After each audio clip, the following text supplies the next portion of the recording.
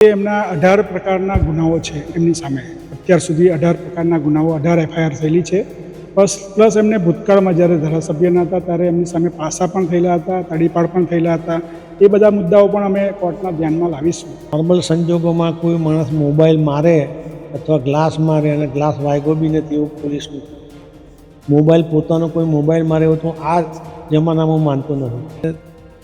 ચૈતરભાઈની કારકિર્દી કઈ રીતે ખતમ કરવી અને કઈ રીતે જેલમાં રાખવા એ બધા આધારે ત્યાં ફરિયાદ લેવામાં આવી છે. નર્મદા જિલ્લાના આમ આદમી પાર્ટીના ધારાસભ્ય ચૈતર વસાવાનો જે હાલમાં કાયદેસરની કાર્યવાહી ચાલી રહી છે, ત્યારે આપણી સાથે સરકારનો જે પક્ષ રાખનાર સરકારના મુખ્ય વકીલ જીતેન્દ્રસિંહ ગોહિલ છે, એમની સાથે વાત કરીશું. ખાસ કરીને ચૈતરભાઈનો જે મામલો છે એ મામલામાં હાલની સ્થિતિમાં સરકાર પક્ષે કઈ ખાસ આર્ગ્યુમેન્ટ કરવામાં આવી છે કે જેમને કારણે જે આર્ગ્યુમેન્ટના કારણે ધારાસભ્ય ચૈતરભાઈને જામીન ના મળે એ માટે કઈ કઈ આર્ગ્યુમેન્ટ સરકારી પક્ષે થઈ છે?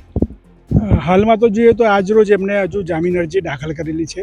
એમના કારણો જોઈશું અને એ કારણોના આધારે અમે અમારા પક્ષ રચીશું. પરંતુ એમના જે ગુનાહિત ઇતિહાસો છે, એમને જે ઘણા બધા ગુનાઓ સજા પણ થયેલી છે ગુનામાં, એ બધા પક્ષ અમે રાખીશું. પરંતુ એ પહેલાં ગઈકાલે જ અમે સરકાર પક્ષે 2 એપ્લિકેશનો દાખલ કરેલી છે, જેમાં અગાઉ એમને જે 2023માં આર્મ્સ એક્ટ મુજબનો ગુનો દાખલ થયેલો હતો, એમાં સરકાર દલીલના અંતે સેશન્સ કોર્ટે એમને જામીન આપેલા. એ જામીનની શરતો ઘણી બધી હતી, જેમાં એક શરત હતી કે આવો ફરીવાર ગુનો કરવો નહીં. તેમ છતાં પણ આ એક ગુનો બનેલો છે, તો એ શરતનો ભંગ કરેલો હોય જે બાબતમાં એના જામીન રદ થવા જોઈએ, એ બાબતની અરજી ગઈકાલે અમે દાખલ કરેલી છે. એ નજીકના દિવસોમાં એની સુનાવણી થશે. બીજી એક વાત કરીએ તો 2020માં એક ગુનો બનેલો, એનો સેશન્સ કેસ 33-22થી ચાલેલો ને એ કેસમાં પણ એમને સેશન્સ કોર્ટે 6 માસની સજા કરેલી અને દંડ કરેલો. ને પરંતુ એ સેશન્સ કોર્ટે એમને જામીન પ્રોબેશનનો લાભ આપેલો. પ્રોબેશનના લાભમાં પણ એવી શરતો મૂકેલી કે એમને ફરીવાર આવો કોઈ ગુનો કરવો નહીં, 2 વર્ષ સુધી એમની સારી ચાલત રાખવાની, અને પ્રોબેશન અધિકારીનો રિપોર્ટ મંગાવ્યા પછી એમને પ્રોબેશન આપવામાં આવેલો, જે એમને સ્વીકારેલો પણ હતો. જે પ્રોબેશનની શરતો જોઈએ તો એમાં પણ આવો ફરીવાર ગુનો કરવો નહીં, એ રદ કરવા માટે અમે પ્રોબેશનનો જે એમને આપવામાં આવેલો છે અને ફરીવાર ગુનો કર્યો છે એ રદ કરવા માટે પણ અલગથી એક અરજી કરેલી છે. તેની પણ ટૂંક સમયમાં સુનાવણી થશે. તો જોઈએ કે હવે આ 3 એપ્લિકેશન, એમની 2 એપ્લિકેશન અને અમારી સરકાર તરફની 2 એપ્લિકેશનોમાં શું નિર્ણય આવે છે એમાં અમારો પક્ષ આ રીતે મૂકીશું. સરકાર પક્ષે જે જામીન ના મળે એ માટે જે કઈ કોર્ટમાં કઈ કોર્ટમાં રજૂઆત કરવામાં આવી છે ને ખાસ કારણ કયું સરકારી પક્ષે આપવામાં આવ્યું છે ને પોલીસનો રિપોર્ટ આમાં શું આવ્યો છે? હજુ પોલીસનો રિપોર્ટ આવ્યો નહીં, કારણ કે આજે જ એપ્લિકેશન થઈ છે, એટલે 3 દિવસ પછી પોલીસનો રિપોર્ટ આવશે. એમાં વિગતવાર પોલીસ પણ કારણો દર્શાવશે. ને સરકાર તરફથી અમારા પણ પક્ષ એવો રહેશે કે જ્યારે આવી હત્યાના પ્રયાસનો ગંભીર પ્રકારનો ગુનો છે, આજીવન કેદ 10 વર્ષની સજાની જોગવાઈ છે, તો એવા સંજોગોમાં એમનો ગુનાહિત ઇતિહાસ છે, ગંભીર પ્રકારનો ગુનો છે, કોઈક તાલુકા પંચાયતમાં શ્રીબાઈ હતા, એમની આ જે અપશબ્દો બોલેલા છે, ગુનાહિત ધમકીઓ પણ આપેલી છે, જાનથી મારી નાખવાની ધમકીઓ પણ આપેલી છે. આ બધા સંજોગો જોતા અમે અમારો પક્ષ મૂકીશું અને એમાં સુપ્રીમ કોર્ટ, હાઈકોર્ટના જજમેન્ટો પણ અમે રજૂ કરીશું, જે ધ્યાને લઈને નામદાર કોર્ટ જે પણ નિર્ણય લેશે અમને સ્વીકારી લેશે. કે બીજા અન્ય પણ મુદ્દા જે ચૈતર વસાવા ધારાસભ્ય છે તેમને જામીન ના મળે તે માટે મૂકવામાં આવે છે સરકારી પક્ષે, ને ખાસ કયા કારણો બતાવવામાં આવે છે કે એમને જામીન ના મળે એ બાબતે શું કહેશો? ખાસ જામીનમાં તો હવે આ તમને કીધા કે જે એમના 18 પ્રકારના ગુનાઓ છે એમની સામે, અત્યાર સુધી 18 પ્રકારના ગુનાઓ 18 એફઆઈઆર થયેલી છે. પ્લસ એમને ભૂતકાળમાં જ્યારે ધારાસભ્યના હતા ત્યારે એમની સામે પાસા પણ થયેલા હતા, તડીપાર પણ થયેલા હતા. એ બધા મુદ્દાઓ પણ અમે કોર્ટના ધ્યાનમાં લાવીશું અને એ બધા પણ રજૂઆત કરીશું. ત્યાર પછી એમને ધારાસભ્ય બન્યા પછી પણ અનેક ગુનાઓ 5-6 એફઆઈઆર મને લાગે છે ભરૂચમાં છે, અંકલેશ્વરમાં છે, રાજપારડીમાં છે, એવા ગુનાઓ દાખલ થયેલા છે.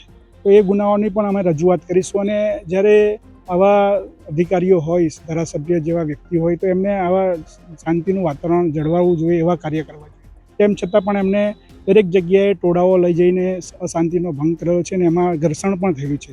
એવી રજૂઆત પણ પોલીસ તરફથી અમારી પાસે આવેલી છે. તો એના પણ મુદ્દાઓ અમે કોર્ટ સમક્ષ મૂકીશું કે ભાઈ જ્યારે આવા પ્રકારના એમને જે બી આવેદનપત્ર આપવા ગયા હોય કે જ્યાં બી થયું ત્યાં પોલીસ સાથે એમને ઘર્ષણ કરેલું છે, તો એ ઉપયોગ કર્યો, દુરુપયોગ એમનો ધારાસભ્ય પદનો ઉપયોગ કર્યો છે, તે બધી રજૂઆતો અમે કરીશું.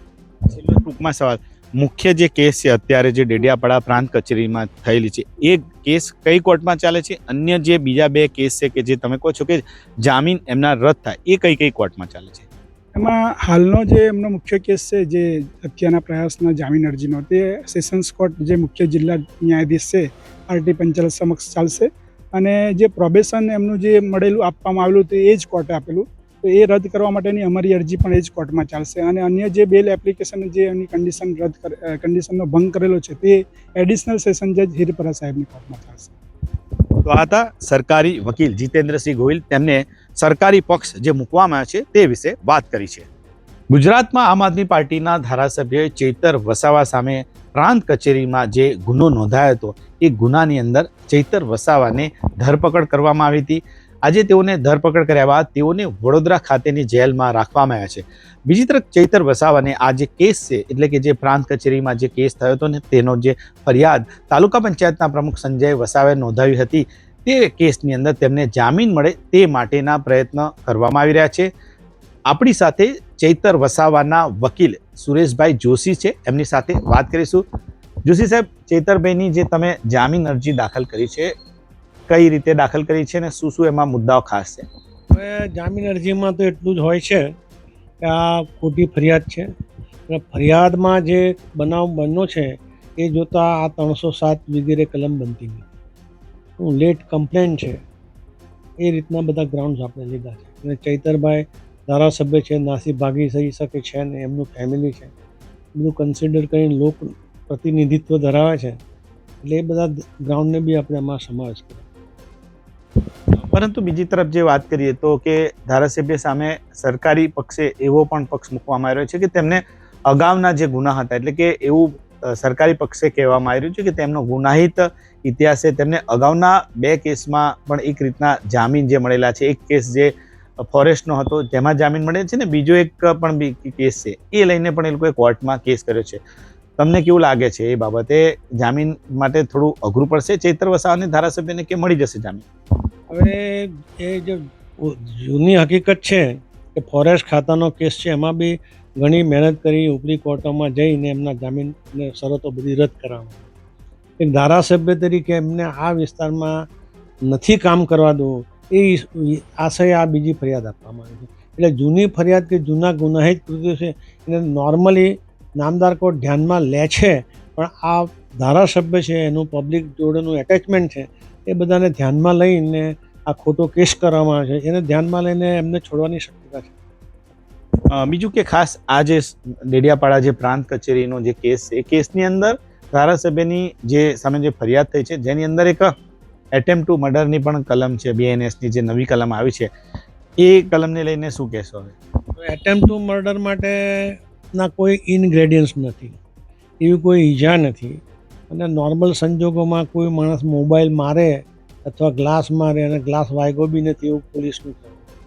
મોબાઈલ પોતાનો કોઈ મોબાઈલ મારે એવું તો આ જમાનામાં હું માનતો નથી, કારણ કે મોબાઈલને તો છોકરા કરતાં વધારે સારી રીતે લોકો હાથ એનો મારવામાં ઉપયોગ ન થઈ શકે. એ કરેલો બી નથી એવું મને જે ઇન્ફોર્મેશન છે એ. એટલે આમાં કોઈ તથ્ય નથી 307માં, એટલે નવી કલમ 109માં. એટલે પ્રાઇમા ફેસી એમની સામે કોઈ ગુનો 307 બનતો નથી. એટલે બીજા બધા ગુના જામીન લાયક છે. એક નોન કોગ્નિઝેબલ છે, એક કોગ્નિઝેબલ છે, તો તેમાં જામીન છોડવામાં કોર્ટને કોઈ તકલીફ પડે એવું મને નથી લાગતું. જૂની 307 તમે જો કહો છો નવી BNSની જે કલમ છે, તો તમને કેવું લાગે છે આ કલમ કેમ લગાડવામાં આવી હશે? હવે આ જે હકીકત જોતા હવે બહુ ઓબ્વિયસલી ક્લિયર છે કે ચૈતરભાઈની કારકિર્દી કઈ રીતે ખતમ કરવી અને કઈ રીતે જેલમાં રાખવા એ બધા ત્યાં ફરિયાદ લેવામાં આવે છે.